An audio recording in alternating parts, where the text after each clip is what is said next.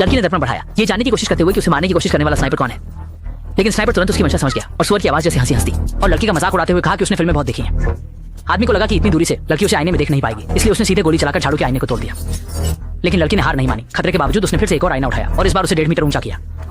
हालांकि घमंडी हत्यारे ने फिर से आईने पर गोली चला दी। उसे पता नहीं था कि वह पहले ही लड़की की चाल में फंस चुका है। 2 बार गोलियों की उड़ान की दिशा से लड़की ने गणितीय ज्ञान का उपयोग करके अंदाज लगाया कि स्नाइपर की स्थिति लगभग 1000 मीटर दूर है और गोलियां बाईं से दाईं ओर उड़ रही थीं, इसलिए फ्रिज के ऊपर स्नाइपर की दृष्टि का मृत कोण है। इसलिए लड़की के मन में एक साहसी विचार आया। उसने जल्दी से फ्रिज पर चढ़कर यहाँ से कूदने का जोखिम उठाने का फैसला किया और जुजिशु ने नुहाई द वेजी का पता लगाने के लिए सीजी को आगे बढ़ने के लिए कहा। जल्दी ही हिलते हुए पर्दे ने उसका ध्यान आकर्षित किया और अनुभवी जुजिशु ने तुरंत नुहाई की योजना को ताड़ दिया।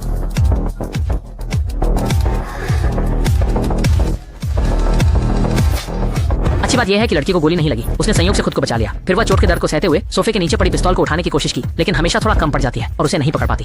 तो वह तुरंत सोफा उठाती है, जिससे जुजिशु की दृष्टि बाधित हो जाती है और उसे एक अप्रत्याशित आश्चर्य मिलता है, क्योंकि सोफे के पीछे एक स्नाइपर राइफल छिपी हुई होती है। हालांकि लड़की मूल रूप से केवल अपनी सुरक्षा के बारे में सोच रही थी, लेकिन इस स्नाइपर राइफल ने उसे जवाबी हमला करने का साहस दिया, इसलिए उसने तुरंत राइफल में गोली भर दी।